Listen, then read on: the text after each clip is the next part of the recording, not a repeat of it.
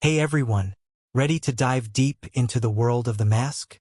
Released on July 29, 1994, this film has sparked endless discussions, and today, we're uncovering every thrilling detail.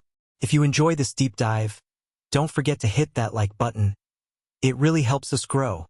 And for more incredible movie explorations and hidden gems, subscribe to the channel.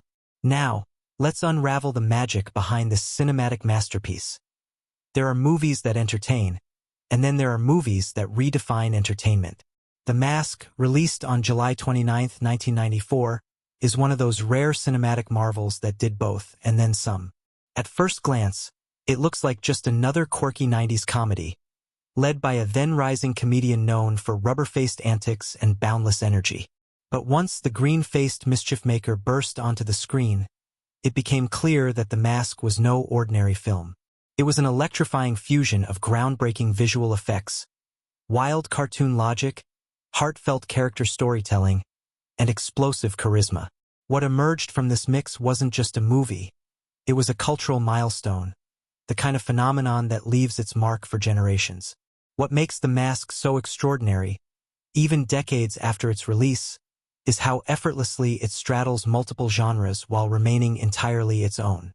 It's a slapstick comedy, a superhero origin story, a romantic fantasy, and a subtle character drama all at once. It plunges us into a universe where Tex Avery's cartoon madness comes to life in the middle of a noir-inspired cityscape. Edge City is gritty, glowing, and surreal, a living, breathing backdrop for a film that never stops moving, never stops surprising. Add to that a powerhouse lead performance by Jim Carrey, dazzling early CGI from Industrial Light and Magic, and a swinging jazz-infused soundtrack, and you have a movie that exploded off the screen and into the cultural bloodstream of the 90s. At its heart is Stanley Ipkiss, a mild-mannered, painfully polite bank clerk who's great with dogs and terrible with people. Played to perfection by Jim Carrey, Stanley is a pushover in a world that punishes softness. He's mocked by his boss, ignored by women, and constantly caught in embarrassing situations. But there's something pure and sincere about him, something worth rooting for. And when Stanley stumbles upon a strange, carved wooden mask near the edge of the city's river, just after yet another bad day, it feels less like coincidence and more like destiny. The moment he puts the mask on, the transformation is immediate and total. Stanley disappears, and in his place emerges a green-faced whirlwind of cartoon energy. The Mask. This new persona is loud, flamboyant, and utterly fearless. He twirls like a tornado, dances like Fred Astaire on espresso, and breaks every law of physics and decorum with a gleeful wink. His movements mimic those of a vintage cartoon character, stretching and warping reality with each wild gesture. But it's more than just special effects. It's Jim Carrey unleashing the full force of his talent. Every grin, spin, and slapstick stunt is elevated by Carrey's commitment, making The Mask a living, breathing cartoon god in a live-action world. But The Mask isn't just about flashy tricks and comedic chaos. Underneath the zoot suits and balloon animals, there's a very real story about self-worth, repression, and the masks we wear to survive. The film plays with duality, the idea that we all have hidden sides, buried desires, and suppressed truths. Stanley's version of The Mask is joyous but chaotic, wild but still good-natured. He sings, flirts, dances, and throws pies at the police. But later, when the villainous Dorian Tyrell gets his hands on the mask, we see what happens when that power lands in darker hands. Dorian's mask is grotesque and brutal, a twisted reflection of his inner violence and thirst for control. The contrast between the two versions of the mask is stark and chilling, and it reinforces the film's central theme. The mask doesn't change you, it reveals you. Cameron Diaz, making her debut as the sultry yet sincere Tina Carlisle, provides the perfect counterbalance to Stanley's chaos.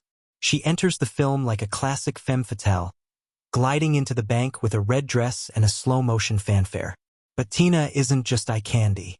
She's stuck in her own mask, trapped in a relationship with Dorian, caught in a world of gangsters and expectations. Her scenes with Stanley, both masked and unmasked, hint at something deeper. It's not the mask she falls for, It's the kindness beneath it. And when Tina sees the real Stanley, nervous and vulnerable, she doesn't laugh. She listens. In a movie full of screaming cartoon gags, that quiet recognition hits harder than any joke. One of the film's most iconic sequences takes place inside the Coco Bongo nightclub. A swirling explosion of color, music, and movement. Here, Carrey as the mask dances and spins in a dazzling duet with Diaz, channeling Gene Kelly, Bugs Bunny, and Cab Calloway all at once. The camera becomes as alive as the characters, swinging and zooming with feverish delight. It's in moments like these that the mask becomes something more than comedy. It becomes cinematic jazz, freeform and fearless. Of course, much of what makes these moments so magical lies in the film's revolutionary visual effects. In 1994, CGI was still a developing tool, often used cautiously or in brief glimpses. But director Chuck Russell embraced it wholeheartedly, working closely with industrial light and magic to make the impossible feel tangible. From tornado transformations to Tex Avery-style eye-popping, the effects were seamless and exhilarating. And they weren't used just for spectacle, they were part of the story. The animation elevated the humor, exaggerated the characters, and visually communicated everything the mask was feeling. Desire, panic, arrogance, joy. It was one of the first times live action and animation weren't just combined, they were harmonized. Behind the camera, the story of how the mask came to be is just as fascinating. The original comic book, published by Dark Horse Comics, was a much darker, gorier affair. More horror than humor. In that version, the mask turned its wearer into a violent, vengeful force. But the filmmakers wisely reimagined the tone, infusing it with comedy, romance, and family-friendly chaos. Jim Carrey's casting was the turning point. No one else could have embodied that blend of manic energy and childlike charm. And with Carrey on board, the movie found its perfect rhythm. It's no surprise, then, that The Mask became a box office juggernaut, earning over $350 million worldwide and turning Carrey into a global superstar.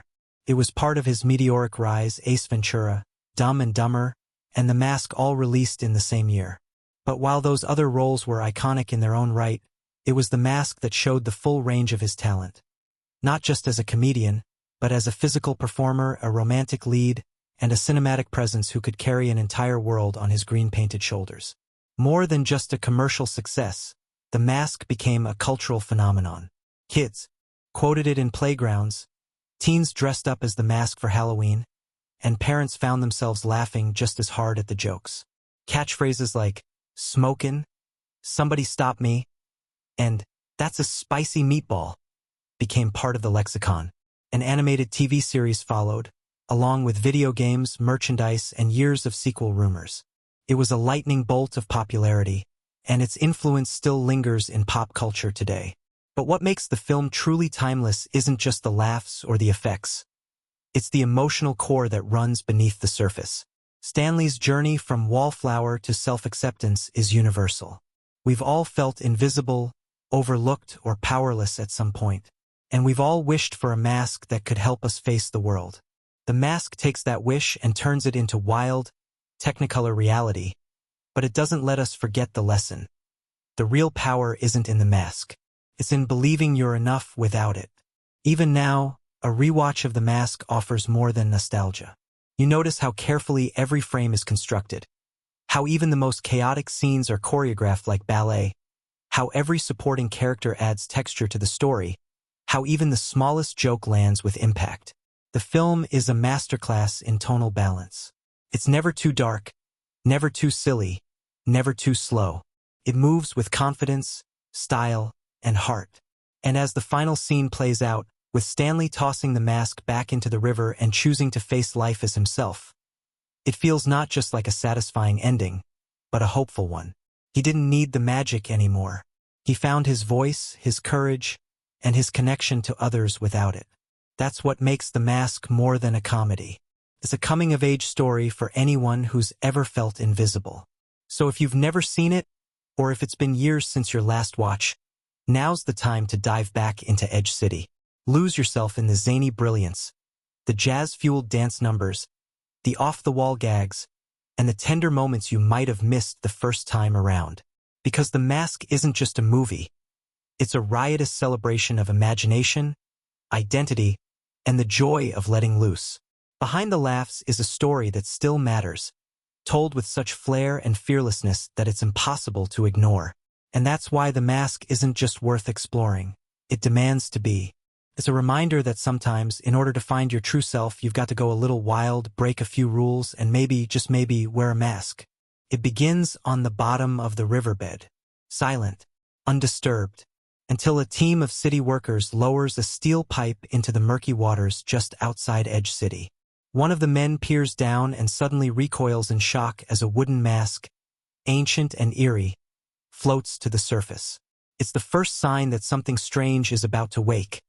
And the moment the audience realizes this isn't your typical urban fairy tale, there's something magical here, something volatile. Cut to the bustling chaos of Edge City, a surreal blend of noir shadows, glitzy neon, and smoky jazz clubs. A city that feels like it's half living, half dreaming. In the middle of it all is Stanley Ipkiss. Lovable, awkward, soft-spoken. A man built for a world that doesn't exist anymore. He works as a bank clerk, spending his days being belittled by customers, ordered around by his boss, and quietly swooning over classic cartoons and swing records. Stanley isn't a loser by nature. He's just misaligned with a world that favors the bold, the brash, and the powerful. But even as he fumbles through life with nervous energy and puppy dog eyes, there's something incredibly likable about him.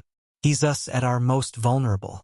And he's about to stumble into something far bigger than his small gray apartment and dog-eared VHS tapes. The story quickly picks up momentum when Tina Carlisle glides into the bank lobby like a dream in heels.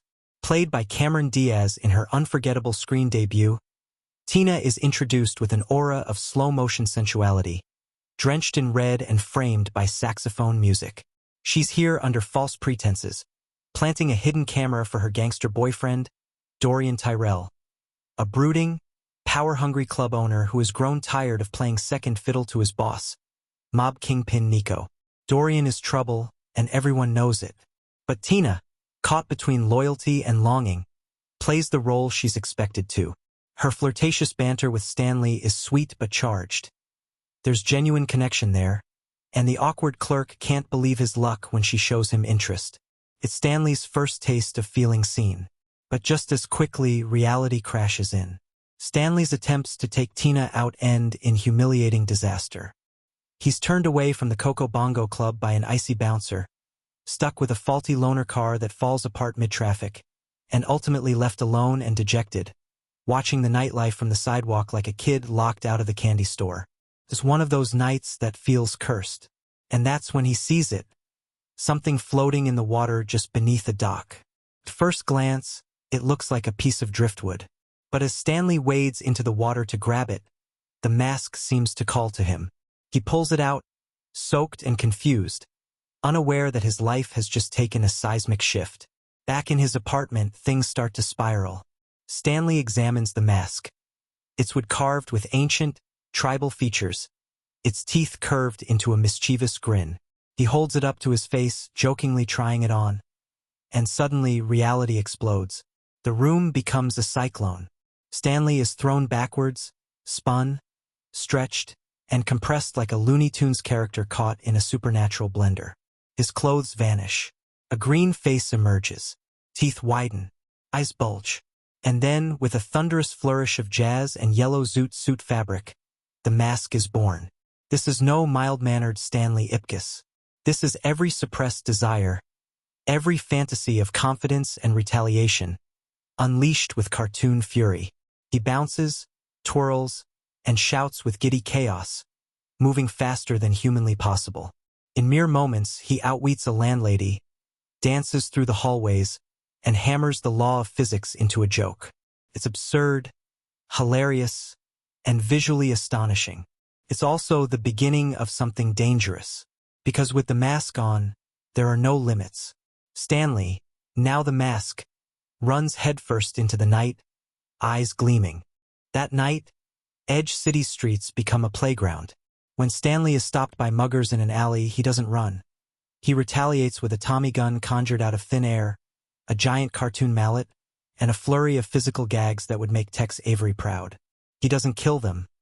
He humiliates them, transforming violence into slapstick brilliance. And the next day, Stanley wakes up in bed, mask at his side, unsure whether any of it was real.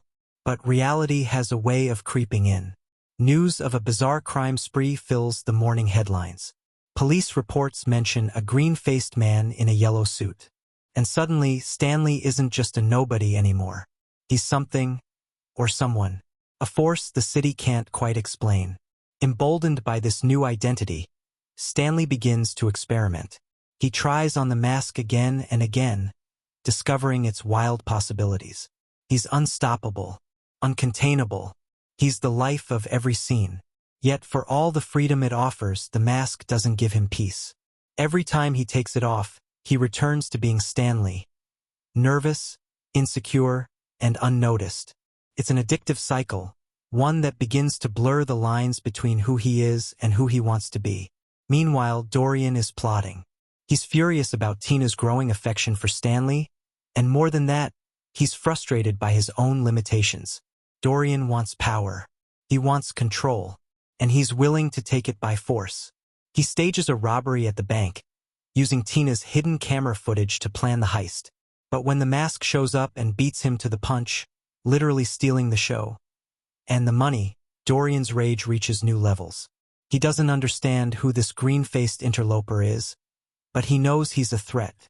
As Stanley spirals deeper into duality, his best friend Charlie, the lovable and oblivious playboy, begins to notice the changes. There's a new confidence in Stanley, a swagger that wasn't there before.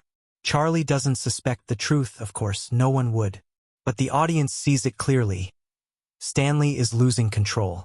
The mask doesn't just exaggerate his emotions, it feeds them. The more Stanley leans on it, the harder it becomes to separate fantasy from reality. The stakes continue to rise when Stanley, in full mask form, returns to the Coco Bongo Club for a night of glorious, animated chaos.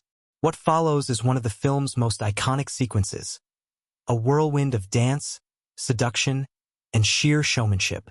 Carrey as the mask becomes a one-man band, a flamenco dancer, a matador, and a jazz singer all in the span of minutes. He spins Tina into a dizzying swing number that melts the screen, flipping her through the air like she's weightless. The crowd is in awe.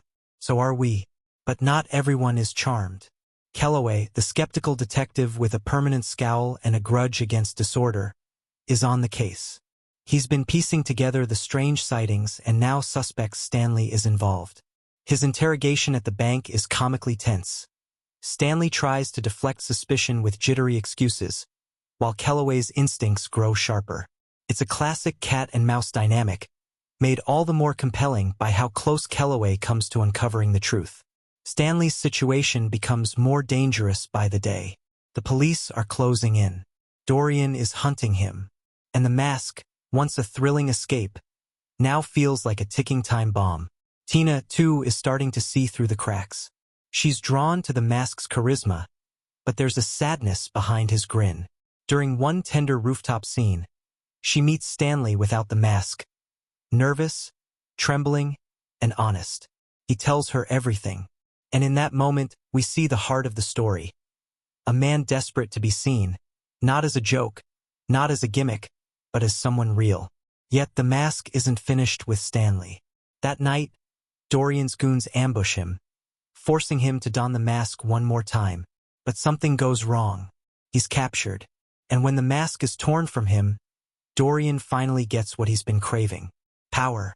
Real, unrestrained power. The mask fuses with his already malicious nature, transforming him into something monstrous. A version of the mask twisted by hate, greed, and vengeance. The playful energy of Stanley's mask is gone, replaced by something cold and cruel. Dorian's mask doesn't laugh. It destroys. And with that, the city is plunged into true danger. Dorian has the mask. Stanley is locked up. And Tina is the only one who knows the truth. This is where the first half of the mask ends, not with a resolution, but with a sense of foreboding. The rules have changed. What began as a slapstick fantasy has evolved into a high-stakes battle of identity, desire, and inner demons. The stage is set for a thrilling second half, where the question is no longer just, what can the mask do? But who will it destroy if it isn't stopped?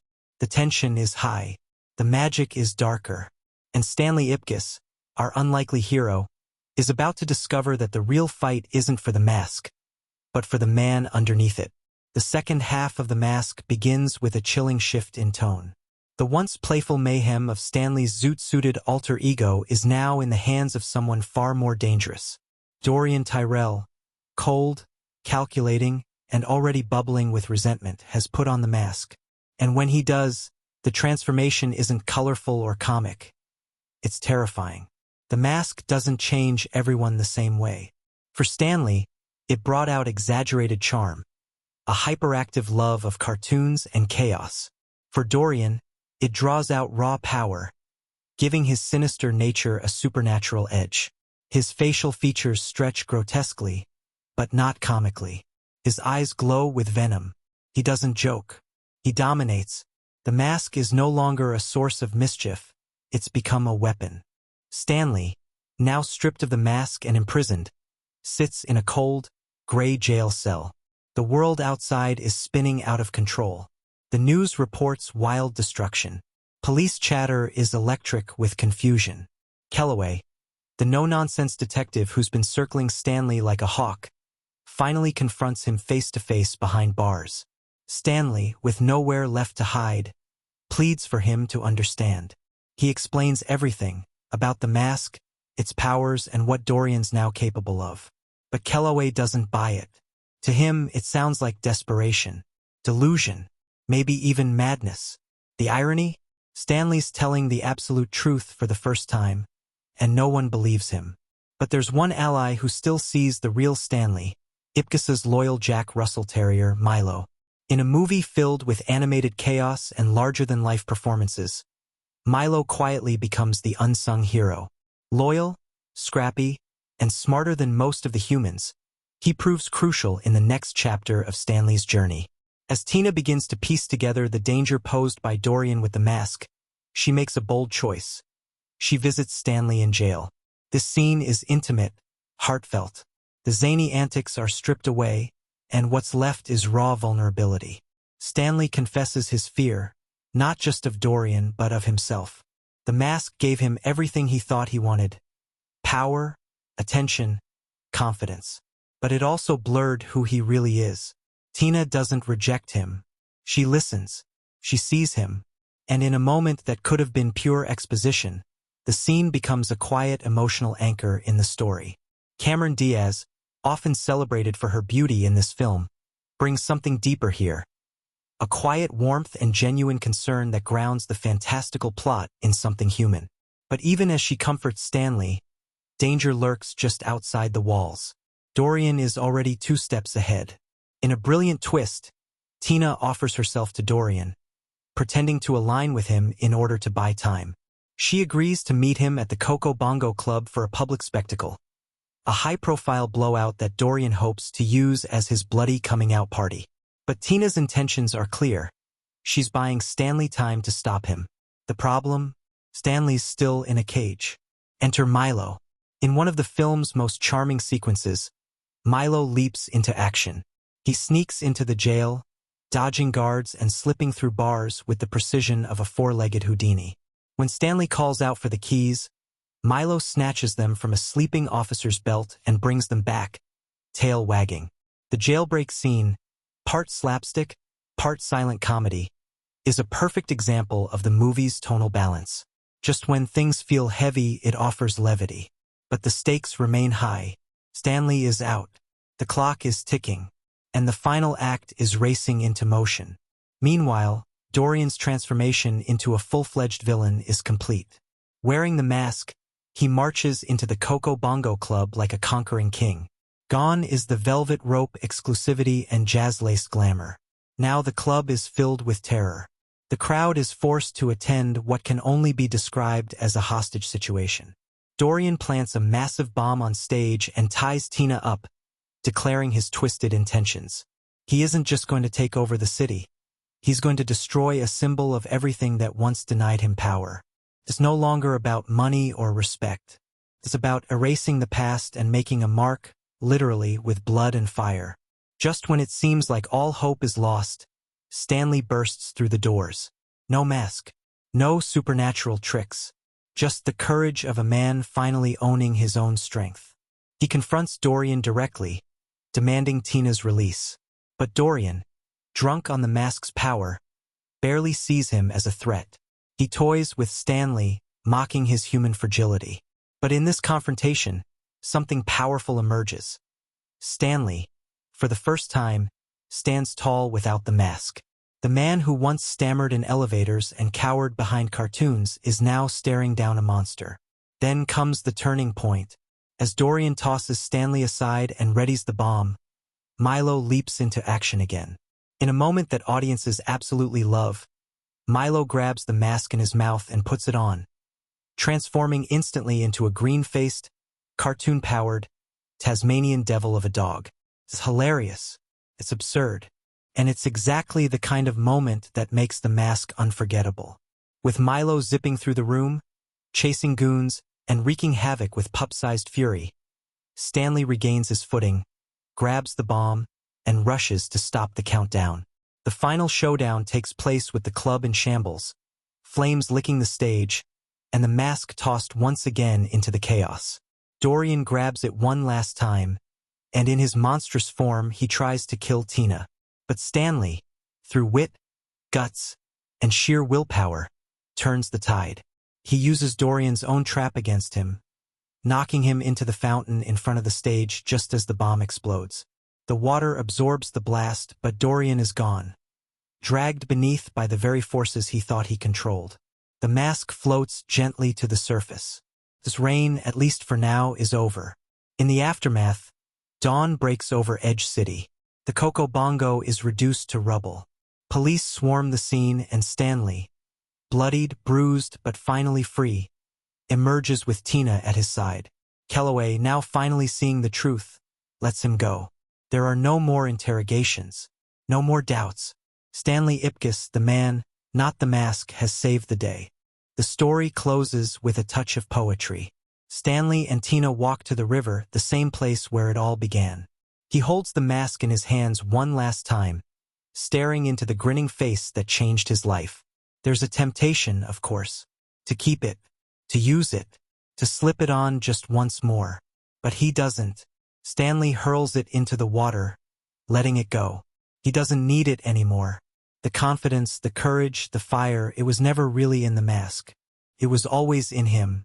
The mask just gave it a stage. But in a final, perfect wink to the audience, Charlie dives after it, trying to claim the mask for himself. He fails. Milo grabs it instead, swimming off into the horizon with a mischievous glint in his eye.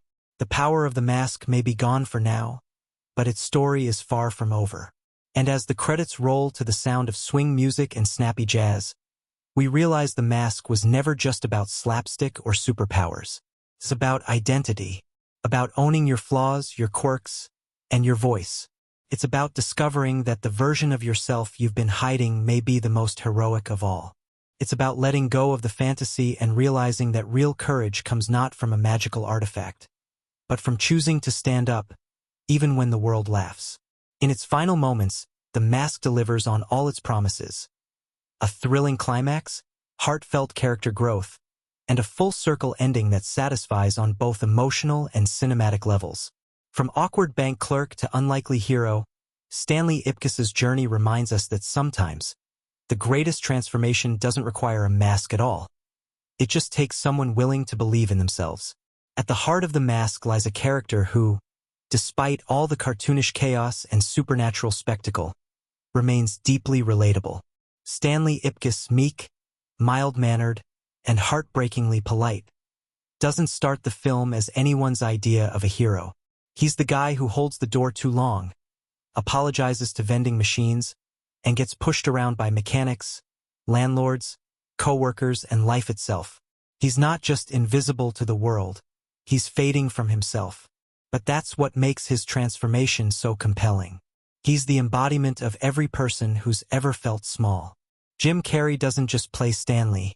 Ipkiss breathes through him. The nervous hand gestures, the breathy stammers, the exaggerated facial expressions. Carrey molds Stanley into a living cartoon even before the mask ever touches his face. And when Stanley dons the mask for the first time, it isn't just a physical change. It's a psychological explosion. What emerges is not someone new, but the raw, uninhibited essence of the man inside. The mask isn't a disguise.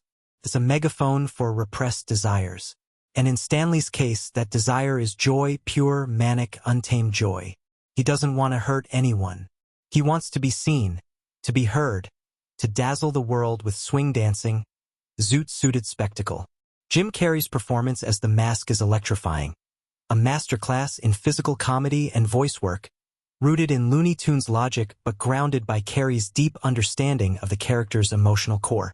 When he twirls around the Coco Bongo, or launches into an impromptu Cuban Pete musical number while surrounded by SWAT officers, we're watching a man who spent his whole life invisible suddenly come alive in the brightest, loudest colors possible.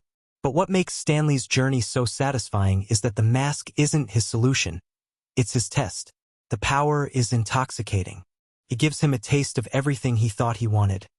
Confidence, flair, attention, even revenge. He becomes the center of the universe.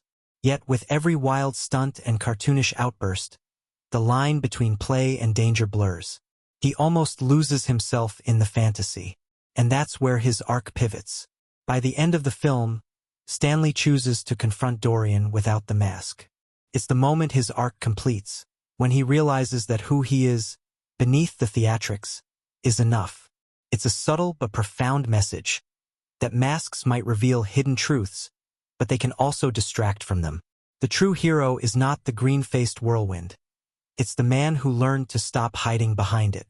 Opposite Stanley stands Dorian Tyrell, a villain carved from classic noir tropes but injected with 90s grit. Dorian is cold, cruel, and quietly desperate for control. He isn't loud like the mask. He's brooding, methodical, calculating. Richard Jeni's performance is icy perfection. He keeps Dorian tightly wound. A man who doesn't shout because he doesn't need to. His menace lies in his restraint. And yet, there's a simmering insecurity beneath it all. Dorian's always been in the shadow of more flamboyant figures, whether it's his flashy boss Nico or the vivacious patrons of the Coco Bongo. He's tired of being the side player. The mask doesn't liberate him, it amplifies his rage. When he wears it, there's no joy, no whimsy.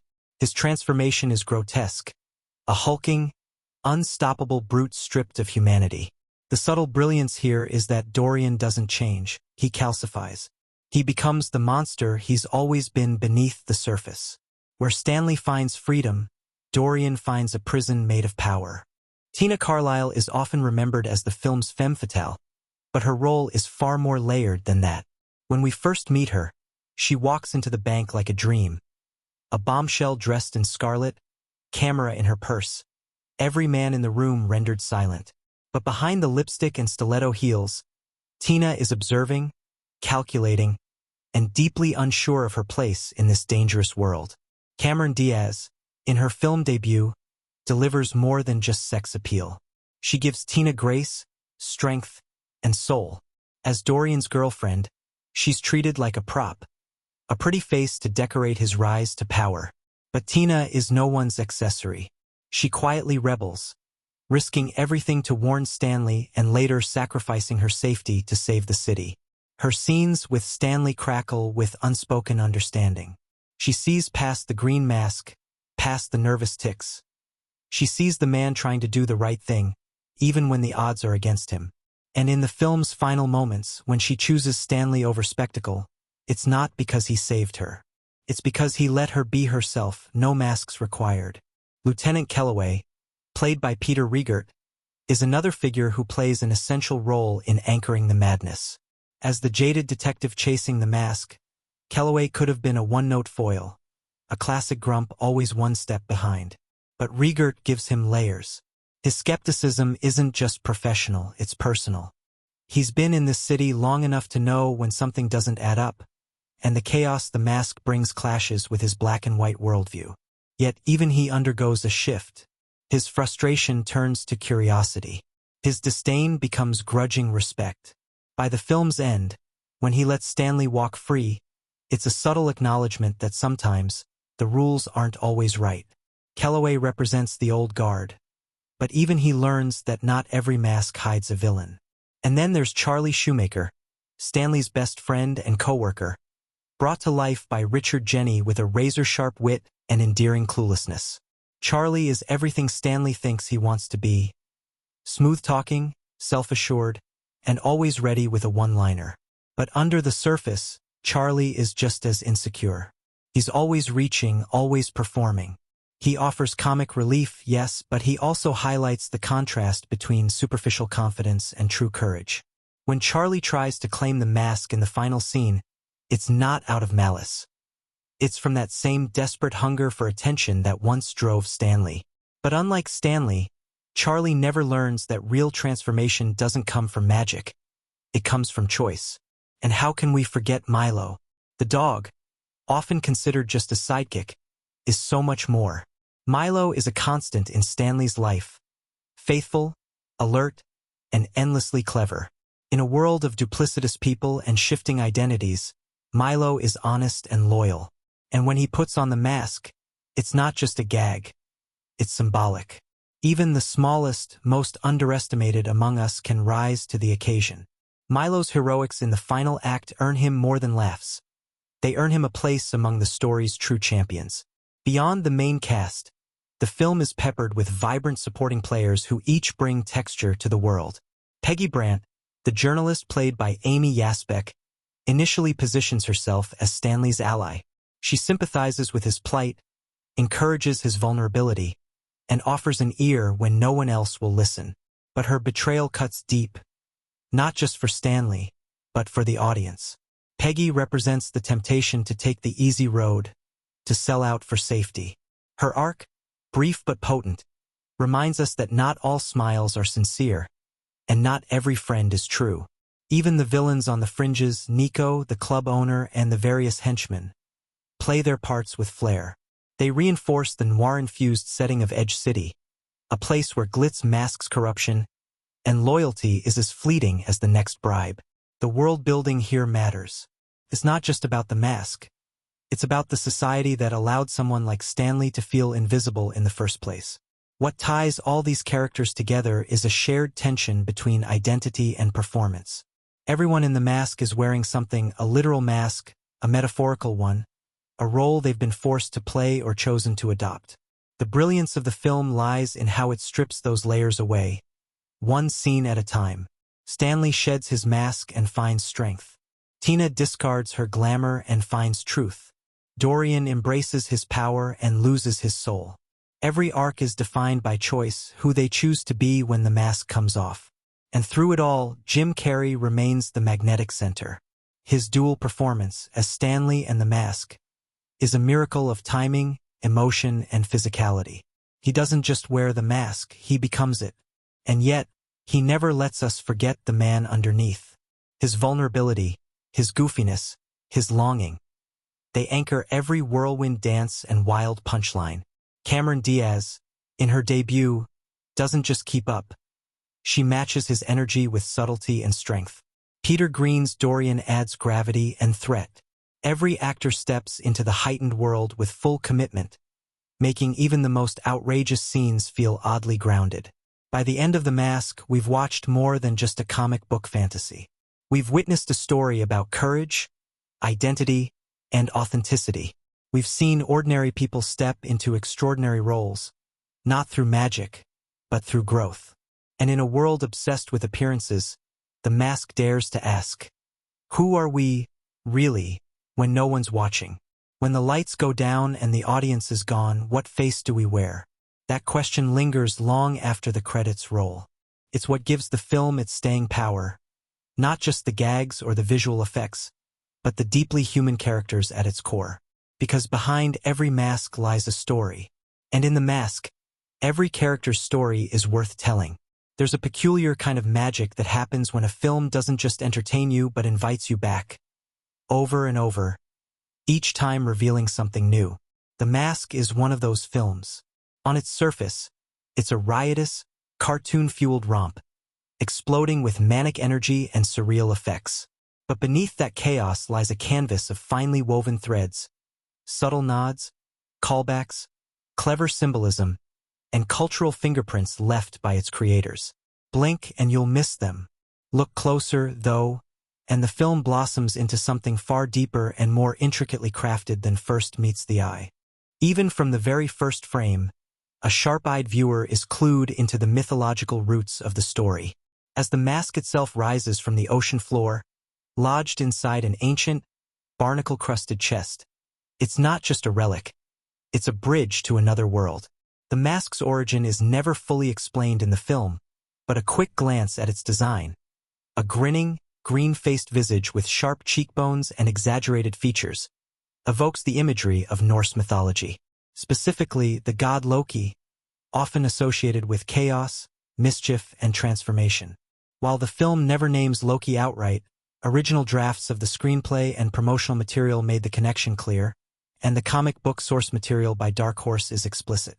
The idea that this mask is a vessel of chaos from a trickster god instantly reframes every action taken while wearing it. Stan Lee doesn't just become a cartoon, he becomes an avatar of mayhem. Every joke, every spin, every dance is a divine prank played on a world that takes itself far too seriously. And then there's the city itself, Edge City. It's not quite New York, not quite Los Angeles. It exists in that nebulous cinematic space that feels familiar but uncanny. The architecture is a blend of 1930s Art Deco and neon-lit modernism. The cars, the clothes, the jazz-filled lounges. Everything feels slightly displaced in time. This deliberate timelessness is an homage to the golden age of animation and film noir. It places the mask in a dream-world reality where swing clubs still thrive and gangsters wear fedoras, yet people casually reference clubs, banks, and nightclubs like it's 1994. The city's very design supports the film's themes. It's a place where identities shift, where people wear masks in every sense, and where the surreal is just a block away from the mundane. That timelessness also seeps into the film's visual vocabulary.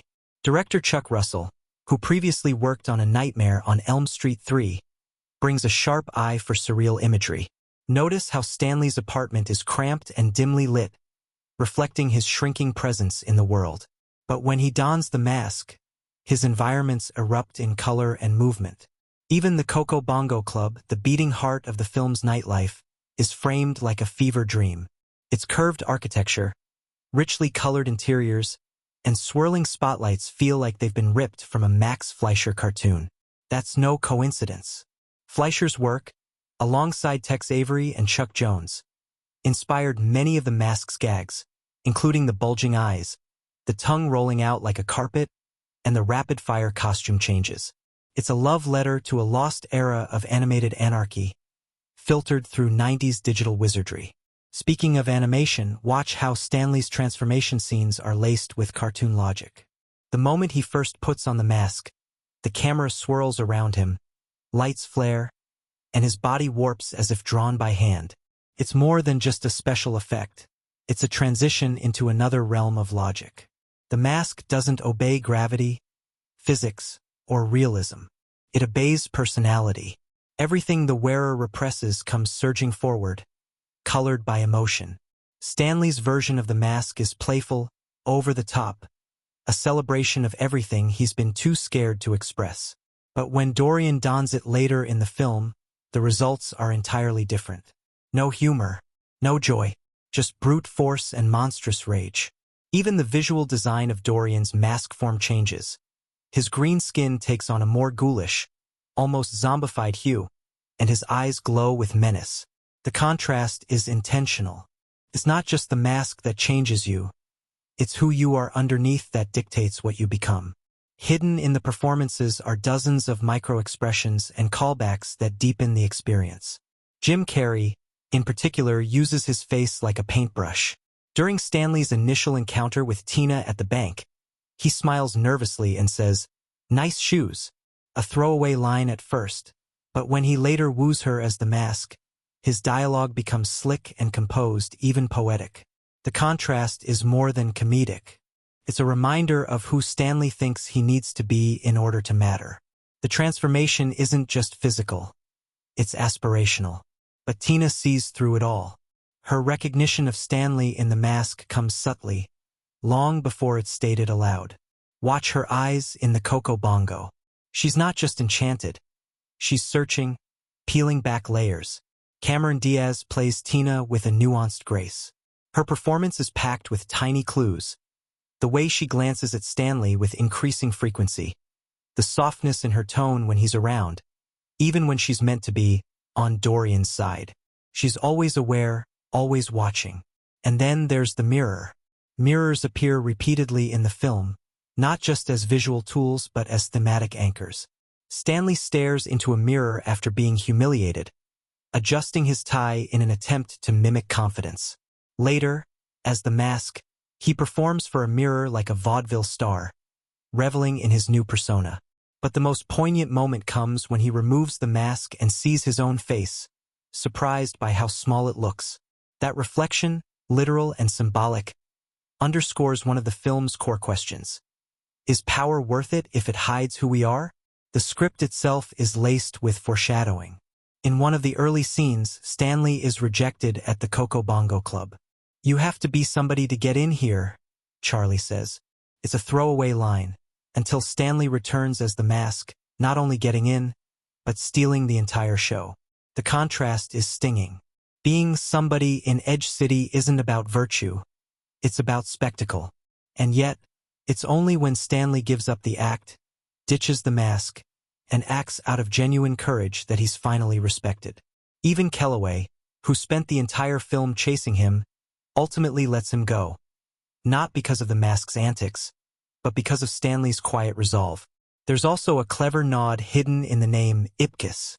It's a slightly reworked echo of Ipsi, Latin for self. Stanley Ipkiss is a man who doesn't know himself. And yet, by the film's end, he does. The name, once awkward and forgettable, becomes meaningful. He is himself, not the mask. The soundtrack, too, hides layers of meaning. The recurring big band and swing influences are more than just stylish. They're a callback to a pre-war America, to a time when heroes wore tuxedos, villains had scars, and emotions were danced rather than spoken. Stanley, the hopeless romantic, dreams in that language. His apartment is littered with vinyls and cartoons. His dreams aren't modern, they're nostalgic. So when he becomes the mask, it's no surprise that his persona mimics Cab Calloway, Bugs Bunny, and Tex Avery Wolves. These aren't just impressions. They're fragments of Stanley's psyche, stitched together from every movie, cartoon, and fantasy that offered him a sense of power when real life denied it. Watch the way the mask interacts with the police during the Cuban Pete number. It's a moment of pure absurdity, a musical number breaking out mid-interrogation. But beyond the laugh, it's a scene about deflection, distraction, and reasserting control. The song, originally from a 1946 Desi Arnaz performance, was chosen with care. It's theatrical, mischievous, and just foreign enough to seem otherworldly in the middle of a SWAT raid. The fact that the police join in, enchanted by the rhythm, is a surreal metaphor for the seductive power of spectacle. It's not just about escaping danger. It's about how easily authority can be manipulated with charm and choreography. Even the film's ending holds one last Easter egg. When Stanley throws the mask back into the bay and walks away, he finally embraces who he is. But Milo jumps in to retrieve it, and Charlie dives in after. On the surface, it's a gag, a final punchline. But look closer, and it mirrors the film's opening shot. The mask floating in water, waiting for someone desperate enough to grab it. The cycle continues. Power, after all, is never truly destroyed. It just waits for the next lonely soul to come along. And within all this, there's the cultural resonance that has kept the mask alive long after its release. It premiered during a time when superhero films were still rare, when comic adaptations were either deadly serious or woefully campy. The mask dared to be both ridiculous and sincere. It was a bridge between the slapstick of the past and the digital era of the future.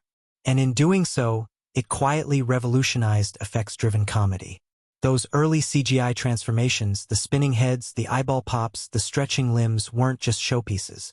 They were extensions of character, deeply tied to emotion. The effects weren't there to dazzle. They were there to reveal. That's why even now the film feels fresh. Because underneath every joke, there's a truth. Under every mask, a person. And hidden in every frame are reminders that what we hide from the world can sometimes be our greatest strength, if we learn how to wield it. And so, The Mask isn't just a film of laughs and chaos. It's a treasure chest of meaning, nods, and narrative gold. It rewards those who return, who pause, who notice. The mask may be made of wood, but the story it unlocks is layered in gold. Before The Mask ever exploded onto the big screen in a hurricane of green-faced lunacy and cartoon logic, it was just an idea, scrappy, weird, and very different from what audiences would eventually fall in love with. Behind the film's zany charm and elastic special effects lies a story of risk, transformation, and offbeat creativity that is as wild as anything seen on screen. It began, fittingly, with a comic book, but not the kind you'd expect. The original Mask comics by Dark Horse were dark, violent, and often gruesome. There were decapitations, twisted revenge plots, and a far more horror-driven tone. When New Line Cinema first acquired the rights, the plan was to make it a horror anthology, something in the vein of Creepshow. But that all changed when New Line brought in director Chuck Russell, fresh off the cult success of A Nightmare on Elm Street 3, Dream Warriors. He saw something else in the material, a character-driven fantasy with Looney Tunes energy, a film that could embrace the surreal without sacrificing heart. Enter Jim Carrey. At the time, Carrey was best known for his work on In Living Color, where his rubbery face and kinetic comedy style had earned him a cult following. But he wasn't a movie star, at least not yet. In fact, The Mask began production before Ace Ventura, Pet Detective had even hit theaters. New Line had cast him based largely on instinct and hope, gambling that his manic charm could carry an entire film. It turned out to be one of the most prophetic casting decisions in comedy history. Carrey didn't just play Stanley Ipkiss, he became him. And more importantly, he became The Mask in a way no one else could have. The film's animation-heavy effects were expensive, and in many scenes, the visual effects team expected to use CGI enhancements for The Mask's more outrageous behavior. But Carrey's facial elasticity was so extreme, his expression so wild, that they often didn't need to use CGI at all. The line between real and digital blurred. That jaw-drop moment when The Mask sees Tina for the first time? That was mostly Carrey, not a computer. His movements were so cartoonish naturally that animators would often build scenes around what he could do in real life, saving time and money. And money was tight. The Mask was made for just $23 million, a modest budget even by 1994 standards, especially for a film reliant on digital effects. The visual effects, created by industrial light and magic, had to be both cutting-edge and cost-effective. The result was a landmark blend of early CGI and practical performance. The team leaned heavily on the style of classic animation Bugs Bunny, Tex Avery, Chuck Jones as a visual reference.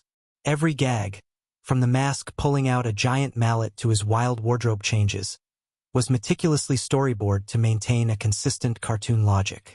And yet, they kept the human emotion at the core, making it all feel grounded, even when things got surreal.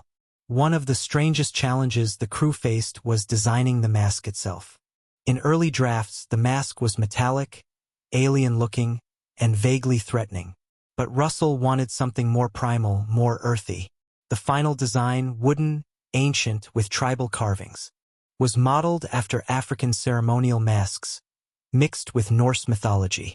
The idea was to create a timeless object, something that didn't feel tied to one culture or era.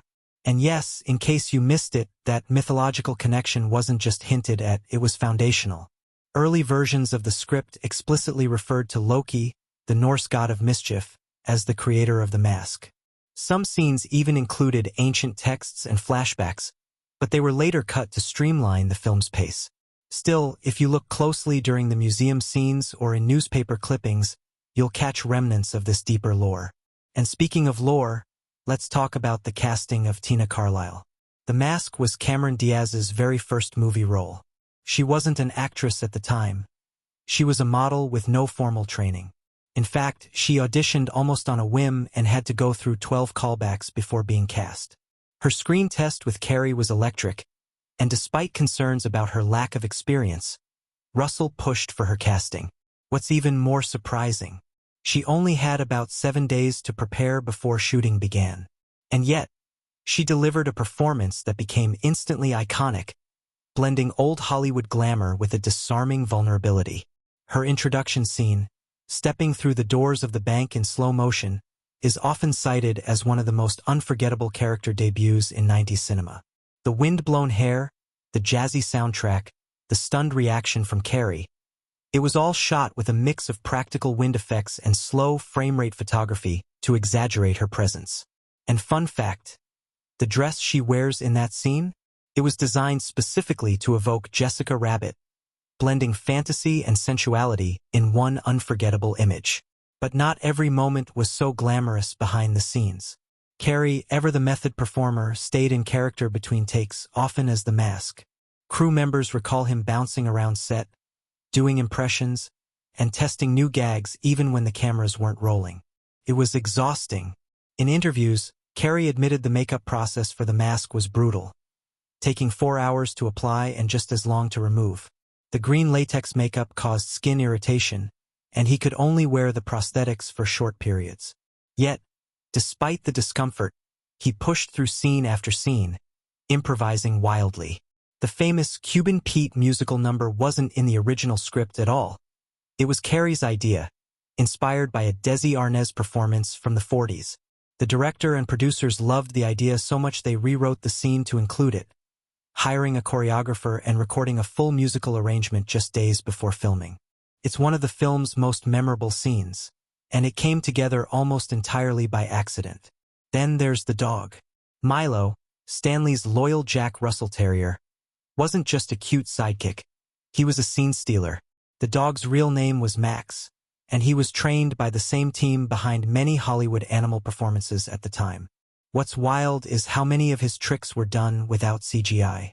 That scene where Milo puts on the mask and transforms? It involved a mix of practical effects, a puppet, and split-screen editing, but most of Milo's reactions, expressions, and comedic timing were real. Max was so well trained that he could jump, bark, roll, and even act curious on cue. In fact, many of the crew joked that Max hit his marks better than some of the human actors. As the film neared completion, test screenings began, and something unexpected happened. Audiences didn't just enjoy it, they went wild. New Line was shocked at the response. What they had feared might be too weird or too niche was suddenly testing off the charts. Viewers couldn't get enough of the blend of chaos, heart, and humor. One studio exec reportedly said it was like a live-action cartoon on steroids. But it works. The film was greenlit for a summer release, and when it hit theaters on July 29, 1994, it became an instant phenomenon. It earned over $350 million worldwide, a staggering figure given its modest budget. It launched Jim Carrey into superstardom and opened the door for more offbeat comic book adaptations. But with success came a few ripples. Some critics weren't sure what to make of it. Was it a children's film? An adult comedy? A romance? A superhero movie? The truth is, it was all of them. That genre-bending nature made it hard to categorize, which in turn made it a nightmare for award shows. Despite its visual effects breakthrough, it only earned one Oscar nomination for Best Visual Effects. It lost to Forrest Gump. Still, its legacy only grew. It inspired an animated series, a video game, and endless Halloween costumes. But the sequel, Son of the Mask, released over a decade later with none of the original cast or creative team, failed spectacularly, a reminder that lightning doesn't always strike twice. Among the strangest behind-the-scenes stories, a deleted scene that was considered too dark for the final cut. In this scene, Stanley imagines murdering his boss in a graphic, cartoonishly violent fantasy while wearing the mask. It played well with test audiences but was ultimately removed to preserve the film's PG-13 tone. There was also a subplot involving a museum curator who specialized in Norse mythology, providing more background on the mask's origins. Scenes were shot but later cut, as they slowed down the pacing and removed some of the mystery. And then, there's the legend of the green screen room. Many of the mask's most elaborate scenes, like the spinning dances and morphing faces, were shot in a small, sweltering green screen studio, where temperatures would rise above 100 degrees. Carrey often performed in full prosthetics under hot lights with barely any airflow. There were stories of him nearly passing out between takes. The crew began calling it the green sauna. Yet, those were the moments where some of the most memorable visuals were born. The mallet gags, the eye-popping reactions, the tornado spins, they all came from that tiny, uncomfortable space, fueled by caffeine, chaos, and a crew that genuinely believed they were making something special. And perhaps they were. The mask didn't just survive the test of time, it became part of the cultural lexicon. It was quoted, imitated, parroted, and adored. "Smokin'" became a catchphrase. "Somebody stop me" echoed in playgrounds and parties for years. But maybe the strangest fact of all is this. A film about losing yourself in a mask ended up helping audiences find something real, laughter, joy, and a little reminder that maybe, just maybe, we're all a little cartoonish on the inside. The magic behind the mask didn't come from CGI or celebrity casting. It came from a strange brew of trust, risk, and creative freedom. A lightning-in-a-bottle moment where a studio took a chance on a rubber-faced comic, a first-time actress, and a director with a wild vision. And somewhere in the madness, they made something timeless. Long before the first green swirl of magic overtakes Stanley Ipkiss's world, the mask was already setting the stage for a kind of transformation that would stretch far beyond cartoon gags and elastic grins. It wasn't just about a man becoming a manic superhero, it was about identity, repression, and what happens when everything bottled up inside is suddenly given permission to explode. These ideas, disguised under bright colors and jazz-fueled chaos, are what turn certain scenes in The Mask into more than just entertainment. They become revelations. From the very beginning, we're invited to sympathize with Stanley Ipkiss. His introduction is pure emotional contrast. Kind-hearted but ignored, witty but invisible, imaginative but restrained. In a world that seems to reward aggression, Stanley is out of place. Even his apartment is a quiet cave of repression, shared with his dog Milo, his cartoons, and his stifled dreams. It's no accident that the first critical moment in the film doesn't involve the mask at all. It's when Stanley is turned away from the nightclub, humiliated by the bouncer, brushed aside while his date walks right in. That sting of rejection, the raw pain of being overlooked, hits home for anyone who's ever felt like the world was built for everyone but them. It sets the emotional foundation. So when Stanley finds the mask, a weathered, ancient thing that calls to him like a whisper of possibility, it's not just a plot device. It's a symbol of suppressed desire, a psychological key. Then comes that unforgettable first transformation. The moment Stanley puts on the mask and is flung across his apartment like a rag doll, the film veers into an emotional frenzy. It's not just about the visuals, the swirling green energy, the cartoon logic, the insane outfit. It's about the catharsis. Here's a man whose entire life has been lived in grayscale, suddenly rendered in wild, impossible color. As the mask, Stanley becomes every instinct he's ever suppressed. He's loud, bold, fearless, seductive. He says the things Stanley wouldn't dare whisper. He dances, flirts, spins, and fires off one-liners like a walking Looney Tune. But beneath the laughter is something more complex. A commentary on what happens when a person's ID runs unchecked. Audiences loved the chaos, but they also felt the relief. In that moment, they weren't just watching Stanley change. They were watching themselves unshackle, if only for a moment. The film plays with this duality throughout. One of its most impactful scenes comes early on, when the mask avenges Stanley's earlier humiliation at the auto repair shop. In a matter of seconds, he turns the bullying mechanics into a cartoon sketch, literally painting tires on their stomachs and turning their tools against them. It's hilarious, yes, but it's also telling. The fantasy of getting back at those who mistreat us is universal. But the way the film does it, with exaggerated, cartoonish violence, reminds us that this fantasy, unchecked, can spiral. The audience is thrilled and unsettled in equal measure. Then there's the nightclub scene, the cinematic heartbeat of The Mask. It's more than just a spectacle of color and dance. It's the moment where the mask confronts Tina, not as the awkward Stanley who once trembled in front of her, but as a whirlwind of confidence and charm. Carrey's performance here is electric, but what sells the scene is Diaz's reaction. Her gradual shift from surprise to curiosity to attraction plays out with old Hollywood grace. The chemistry is undeniable, but it's also layered with irony. Tina doesn't know who this man is, but Stanley does, and for the first time we see a flicker of regret in his eyes. This isn't him, not really, and that question, who is Tina really falling for, gives the scene its aching center. Another turning point of critical weight arrives during the jail cell sequence, where Stanley is forced to confront the consequences of his actions. Stripped of the mask and surrounded by cold bars, he's back to being just a man, flawed, frightened, exposed. The contrast between this scene and his previous bravado is stark. Carrey dials down the chaos, delivering one of his most human moments in the film. And when Tina visits him, something shifts. She sees him, the real him, no mask, no illusions. Their quiet conversation, the way she touches his hand through the bars, resonates deeper than any explosion or punchline. It's a moment of recognition, of trust. And in that trust, Stanley begins to reclaim his identity not as the mask, but as himself. But perhaps the most powerful scene, the true emotional climax, takes place in the park during the final showdown between Stanley and Dorian Tyrell, who has stolen the mask and become a monstrous version of its power. Here, the theme of identity reaches its peak. Tyrell doesn't use the mask to express repressed humanity. He uses it to amplify cruelty.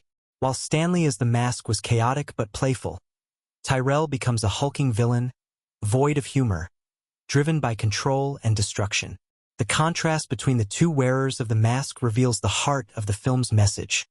The mask doesn't change you, it reveals you. Tyrell's downfall isn't just a physical defeat, it's a moral one. He can't wield the mask without succumbing to darkness because that's all he has inside.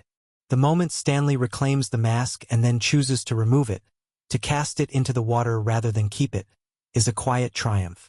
It's not the mask that made him brave or lovable or worthy. It was always there, buried beneath layers of doubt. By letting go of the mask, he finally accepts himself.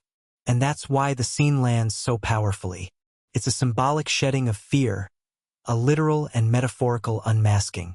The audience doesn't cheer because the villain is gone. They cheer because Stanley is finally free. Another deeply impactful, though often overlooked, moment comes right before the films. And as Stanley, Tina, and Milo walk away from the bridge where the mask was thrown, Charlie dives in after it, comically desperate to have a taste of its power. It's a punchline, yes, but it also serves as a reminder of how seductive the mask is. The fantasy of becoming someone else, of bending reality to your whims, never really goes away. But Stanley, having lived it and learned from it, is no longer tempted. That decision, the quiet strength in choosing reality over fantasy, wraps the story in an emotionally satisfying bow. Critics and scholars have often pointed out that the mask operates on two levels: the surface-level romp of wild effects and laugh-out-loud gags, and the deeper psychological journey of self-acceptance. Those two layers are never more intertwined than in the key scenes where Stanley is faced with choice: to give in to his masked persona, or to evolve beyond it. In this light, the film becomes a parable, not about superheroes or power, but about identity and the masks we all wear to survive. That thematic undercurrent is what elevates its biggest moments from fun to unforgettable. Even the film's aesthetic choices enhance this reading. The exaggerated lighting, tilted angles, and saturated colors create a world that feels just slightly off-kilter. A place where internal struggles can manifest externally. The club scenes are lush and dreamy, full of swooning jazz and swaying silhouettes, reflecting Stanley's romantic fantasies. In contrast, scenes in the police station and alleyways are harsher, more angular, shadowed in suspicion and fear. These visual cues support the emotional arc, guiding the audience through Stanley's inner transformation without spelling it out. Audience reactions to The Mask were immediate and visceral. The laughs were loud, yes, but what stayed with viewers long after the credits rolled were the moments of emotional truth tucked inside the chaos. Kids loved the antics. Adults recognized the subtext. And across all ages, the character of Stanley Ipkiss struck a chord. The person who longs to be more, to break free, to be seen. That universal yearning is why scenes like the club dance, the jail confession, and the final mask toss resonate so deeply. They're not just good storytelling, they're emotional mirrors. The final moments of the film, as the music swells and Stanley walks away hand in hand with Tina, don't just signal a romantic resolution. They signal a personal one. He's not running from who he was. He's not pretending to be someone else. He's simply himself, and for once, that's enough. It's rare for a comedy to leave you with such a lasting feeling of satisfaction, of emotional clarity. But The Mask pulls it off largely because it never treats its central premise as just a joke. Beneath the mayhem, there's meaning. Beneath the slapstick, soul. So when audiences remember The Mask, they don't just recall the catchphrases or the visual effects. They remember how it felt. The joy of transformation. The fear of losing yourself. The triumph of being accepted as you are. The critical moments that shape this film aren't just highlights. They're milestones in a journey of identity, self-worth, and courage. And in a world obsessed with image and illusion, that message is more timely than ever. That's the secret magic behind The Mask. It lets us laugh, yes, but it also invites us to look behind our own masks. And sometimes, just sometimes, it reminds us that the most heroic thing we can do is be ourselves. Before a single frame of The Mask flickered on the screen, before Jim Carrey's green-faced grin became a pop culture phenomenon, something radical was already in motion. Something bold, experimental, and slightly insane by 1994 standards. This wasn't just another superhero movie or slapstick comedy. It was an artistic gamble, a fusion of cutting-edge technology and old-school performance that aimed to bring cartoon physics into a live-action world. And remarkably, against every odd and obstacle, it worked. The magic of The Mask begins with a daring vision. Director Chuck Russell wasn't just interested in making a Jim Carrey vehicle. He wanted to build a living, breathing comic book, one where Tex Avery-style absurdity could dance freely alongside heartfelt storytelling. This concept demanded a level of visual invention that most studios would have dismissed as unworkable. But New Line Cinema, still high off the unexpected success of the Nightmare on Elm Street franchise, saw potential in Russell's pitch. It was risky, sure, but with the right star and the right effects, it could change the game. And that's exactly what it did. At the center of this creative storm stood Jim Carrey, a relatively unknown sketch comic at the time, fresh off his breakout role in Ace Ventura, Pet Detective. Russell knew immediately that Carrey was not only perfect for the role, he was essential. No one else could physically do what the script demanded. Rubber-faced expressions, lightning-fast shifts in tone, and a natural gift for mimicking animation in a human body. Carrey didn't need CGI to exaggerate reality. He was the exaggeration. The production team often remarked that some sequences required less digital enhancement because Carrey's physicality already looked like a special effect. It was as if he had been born to play a walking cartoon. Still, the film wouldn't rely on Carrey alone. It needed visual effects unlike anything audiences had seen outside a Saturday morning cartoon. Enter Industrial Light and Magic, ILM. The legendary effects house that had already dazzled the world with Jurassic Park just a year earlier. But this project was different. Where dinosaurs required lifelike realism, The Mask needed surrealism. It needed a man's eyes to pop out of his head, his jaw to hit the floor, his body to stretch, twirl, flatten, and twist, all while still feeling like part of the world around him. ILM's work on The Mask became a milestone in the history of CGI. It was one of the earliest mainstream films to use computer graphics not for realism, but for stylistic distortion. The now iconic scene where the Mask's eyes bulge and his heart pounds out of his chest was painstakingly crafted using digital models and motion tracking, techniques that were still in their infancy. The sequence required complex layering. Carrey's bass performance was filmed first, then his exaggerated reactions were digitally sculpted to match his movements, frame by frame. And yet, the end result feels seamless, playful, and organic. Audiences laughed without realizing they were watching a revolution unfold in real time. What makes these effects so groundbreaking isn't just the technology, it's how integrated they are with character. The CGI never exists for its own sake. Every gag, every morph, every distortion is tied to the mask's manic personality. When he spins like a tornado or pulls out a cartoon mallet, it's not just a visual trick. It's a window into the unleashed ID of Stanley Ipkiss. ILM's artists worked closely with the actors, the animators, and even the costume designers to ensure that every shot had intention behind the chaos. Speaking of costumes, let's talk about that banana yellow zoot suit. One of the most unforgettable visuals in the film, it wasn't just an outrageous fashion choice. It was a deliberate homage to 1940s swing culture and the larger-than-life figures of the jazz era. But there's more to it. That suit was originally inspired by one of Jim Carrey's own childhood drawings. He had once sketched a version of himself in an over-the-top yellow tuxedo, a cartoon superhero of his own imagination. When the costume department saw that, they realized it was exactly what the character needed. Bold, impossible, and instantly iconic. The bright color also helped the VFX team, serving as a clean palette for compositing effects and creating contrast in dim nightclub scenes. It's no accident that most audiences still remember the Mask's costume more vividly than most superhero suits of the time. Behind the camera, Chuck Russell orchestrated the chaos like a jazz conductor. His background in horror and fantasy gave him the perfect sensibility to balance tones. He knew when to push the absurdity and when to let the story breathe. But that balance wasn't easy to achieve.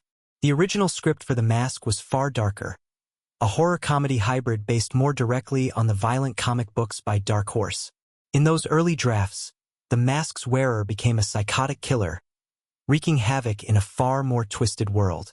But Russell, along with screenwriter Mike Werb, pivoted the tone dramatically. Instead of a horror story, they crafted a fable. Instead of blood, they gave us swing music and samba dance-offs. This tonal shift wasn't just a creative decision, it was a survival instinct. Had the film stayed true to the comics, it likely wouldn't have reached a mainstream audience or achieved the enduring legacy it now enjoys. Still, even with a more comedic tone, production was far from simple. One infamous sequence, the Cuban Pete dance number, nearly derailed the shooting schedule. What was supposed to be a quick gag turned into a full-blown musical set piece, complete with choreographed officers and vibrant lighting setups. The problem? Carrey insisted on doing it live, without relying on post-production fixes. He wanted the rhythm, the clapping, the footwork to feel real. That meant take after take, rehearsal after rehearsal, with full costumed background dancers and precise timing. The result? A scene that feels spontaneous, alive, and joyfully chaotic. And behind the curtain, a production crew left panting in exhaustion and admiration. Another demanding scene involved Milo, Stanley's faithful dog. Originally intended as a background character, Milo became a star thanks to a few improvised moments and clever animal training. In one pivotal moment, Milo puts on the mask himself and becomes a mini tornado of teeth and energy.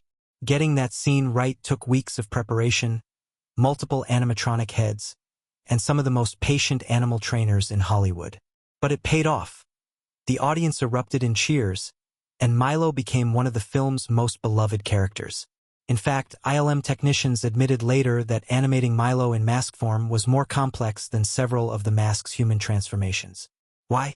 Because viewers were far more sensitive to a dog's behavior. It had to be wild but still recognizable as a real pet, cartoonish but not alien. That uncanny balance pushed the effects team to new creative heights. Throughout the shoot, Russell's direction kept the cast grounded even as the film spiraled into madness. Cameron Diaz, in her very first film role, was given room to develop her character beyond the typical love interest. Though most of her scenes were filmed in clubs or dim lighting, the cinematographers crafted her entrance. Bathed in soft light, walking in slow motion through a smoky nightclub, as a direct nod to classic Hollywood glamour. That choice helped elevate Tina from a plot device to a genuine character with presence. Even behind the scenes, Diaz's impact was felt. She quickly became a natural in front of the camera, taking direction like a seasoned pro despite her lack of experience. In later interviews, cast and crew said she never once seemed out of place. Her confidence, charm, and openness added an unspoken layer of sincerity to the movie's emotional core. The editing room, too, became a playground of innovation. Russell and editor Arthur Coburn had hours of footage to sift through. Multiple takes of Carrey's improvs, alternate gags, experimental effects shots. One of the hardest parts of post-production wasn't cutting things for time. It was choosing which version of the chaos best served the story. Carrey would often deliver a line 5 different ways. Each hilarious, each totally different in tone. The editors had to play emotional curators, building a version of the mask that was both wildly unpredictable and emotionally resonant. Their success lies in how the film never loses its rhythm. Even during its wildest sequences, the pacing keeps audiences hooked. Then came the music. Composer Randy Edelman created a jazzy, playful score that blended swing, salsa, and big band brass in a way that perfectly complemented the film's offbeat energy. The soundtrack, featuring tracks like Cuban Pete, wasn't just background noise. It became part of the film's DNA. It pulsed with the same chaotic heartbeat that drove the mask's antics. The sound design team mirrored this energy, filling scenes with exaggerated effects. Whooshes, boings, snaps, crashes. Each was carefully timed to maximize impact without overwhelming the action. All of this came together to make the mask feel like lightning in a bottle. An impossible combination of heart, humor, and high-tech wizardry that should never have worked, yet somehow did. Critics praised its originality. Audiences flocked to theaters, and Hollywood took notice. Suddenly, CGI wasn't just for monsters and spaceships. Could serve comedy, could serve character. And that legacy, the mask's real technical achievement, is how it opened the door for future films to embrace visual surrealism. Without it, there might be no Shrek, no Who Framed Roger Rabbit, no Deadpool. It proved that digital effects could enhance personality, not just spectacle. Looking back, it's easy to forget how unlikely this success was. A goofy comic adaptation, an unproven lead, a studio on a modest budget, a production team aiming for the impossible. And yet, it happened. Through tireless ingenuity, improvisation, and a fearless embrace of absurdity, the mask became a technical marvel dressed in a zoot suit. And every time we see that grin stretch wide, every time a mallet appears from nowhere, we're reminded of just how wild, creative, and ahead of its time this film truly was. Beneath all the madcap chaos, rubber-faced antics, and swirling cartoon physics of the mask, there's something far more substantial simmering just below the surface. A deeply human story about identity, repression, and the cost of conformity. The film may sell itself as a comedy, as a wild ride through split personalities and outrageous stunts. But at its core, it's a character study wearing a zoot suit and green face paint. It's a modern fable disguised as slapstick, a story about the masks we wear every day, whether we know it or not. Stanley Ipkiss isn't just a bank clerk. He's the everyman turned invisible. Sweet, timid, and painfully polite, he floats through life like an afterthought, ignored by women, mocked by coworkers, and dismissed. Enter the mask. Not just a magical artifact or supernatural trickster spirit, the mask becomes a physical embodiment of suppressed desires. It's Stanley's repressed confidence, rage, lust, and imagination all bubbling to the surface at once. But it's not freedom in a pure sense. It's distortion. The mask exaggerates everything Stanley isn't allowed to be. He becomes louder, brasher, funnier, more dangerous. He no longer holds back. But this transformation comes at a cost. The line between empowerment and chaos blurs quickly, and what begins as liberation starts tipping into madness. It's the age-old paradox. If you could become your fantasy self, would you lose the person you were? This duality isn't subtle. It pulses through every scene. By day, Stanley is the man society tells him to be. Courteous, predictable, forgettable. By night, under the influence of the mask, he's everything that same society secretly craves. Charismatic, untamed, wildly unpredictable. That tension, the push and pull between repression and expression, is at the heart of the film's emotional gravity. Stanley doesn't just put on a mask. He unleashes something primal, something raw. And in doing so, he must confront the parts of himself he spent his entire life avoiding. But the symbolism runs even deeper. The mask itself draws from Norse mythology, specifically the god Loki, traditionally the trickster, the shapeshifter, the disruptor of order. It's no accident that this is the energy Stanley taps into. Loki represents the chaos we fear and the change we need. He's the force that turns the world upside down. Not to destroy it, but to reveal what's hidden beneath. In The Mask, Loki isn't just a character reference. He's the film's philosophical engine. Every time Stanley puts on the mask, he invites disorder into a rigid world. He shatters routine. He exposes hypocrisy. And in doing so, he becomes more honest, in a warped, exaggerated way, than he ever could as himself. Take the nightclub scene, the first time Stanley as the Mask truly performs for a crowd. He doesn't just charm the room, he dominates it. He commands attention, sings, dances, struts, and steals the spotlight from everyone else, including the gangsters who think they run the show. It's the ultimate revenge fantasy against a world that marginalizes the meek. But even in this moment of glory, the film plays with discomfort. The same crowd that ignored Stanley now cheers him. But they're not cheering him. They're cheering the mask, the performance, the persona. It's the classic tension of fame. If you become someone else to be loved, is that love ever real? This idea resonates far beyond the screen.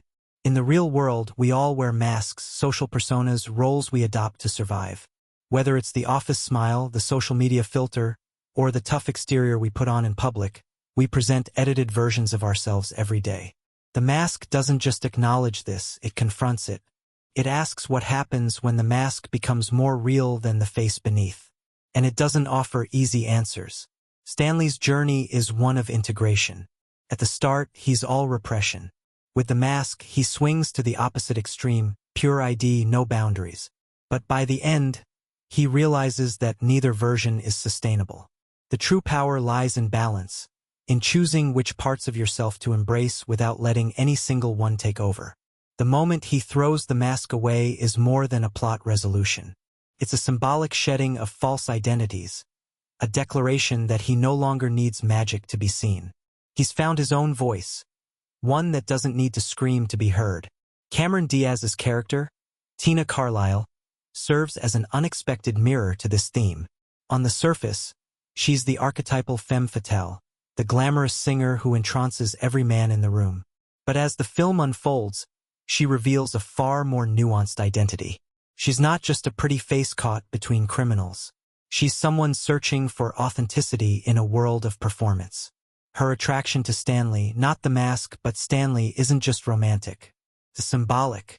She sees through the chaos and chooses the man who dares to be vulnerable. In a movie filled with deception and exaggeration, that choice becomes revolutionary. The villains, too, aren't just thugs or obstacles. Dorian Tyrell, the nightclub boss, is Stanley's dark reflection. A man who wears his aggression and ambition on the outside, but lacks any real identity underneath. When Dorian puts on the mask, it doesn't transform him. It amplifies what was already there: cruelty, control, domination. Unlike Stanley, Dorian doesn't struggle with duality. He embraces the mask entirely, and in doing so, he becomes monstrous. This contrast underscores the film's deeper message. The mask doesn't create power. It reveals character, and sometimes that revelation is terrifying. There's also a sly undercurrent of commentary on masculinity.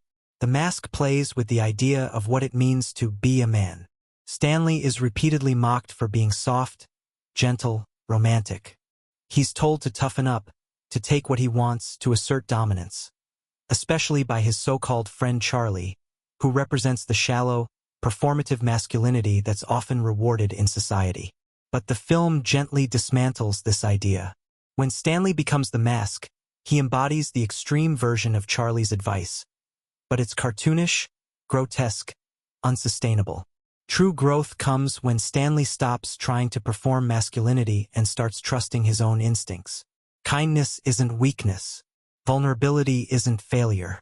These are strengths, real ones, and the mask has the courage to say so. Beyond individual identity, the film also reflects on the social masks we all wear as part of broader systems. The city of Edge City, with its grimy alleys, corrupt police, glitzy nightclubs, and media sensationalism, becomes a stage where everyone's pretending.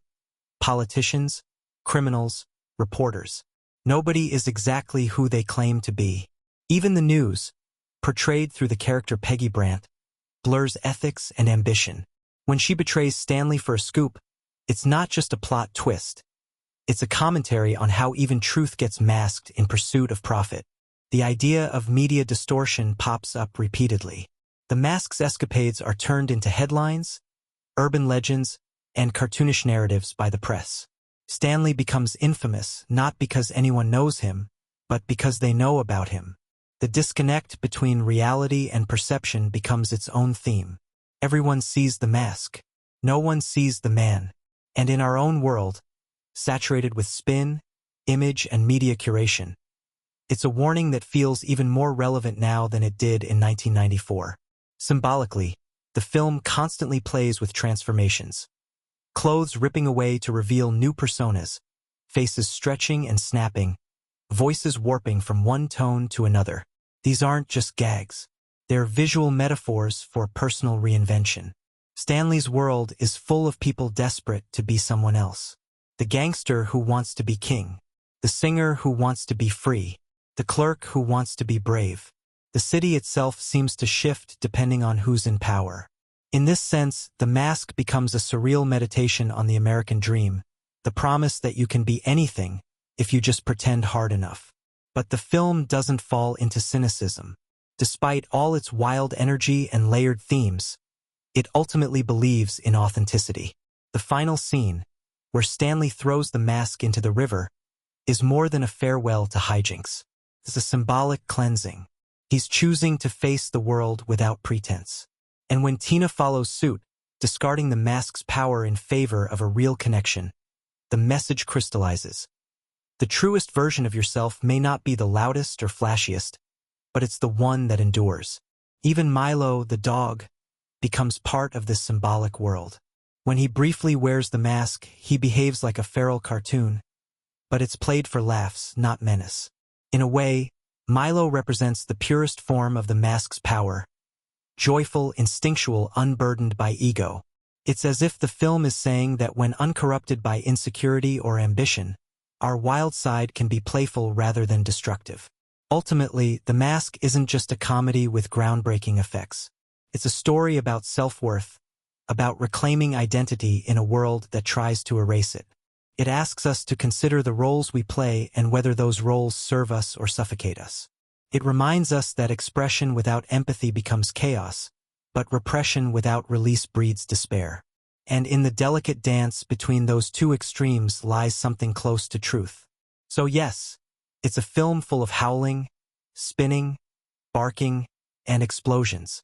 But it's also a film that quietly asks, who are you when no one's looking? Who do you become when you think no one will judge? And most importantly, who would you be if you weren't afraid? The answers aren't delivered in lectures or monologues. They're embedded in the green swirl of the mask, in the rhythm of a swing beat, in the flicker of fear behind a wide grin. They're tucked inside a world that laughs as it reveals, dances as it questions, and somehow, impossibly, tells the truth through the most ridiculous lie.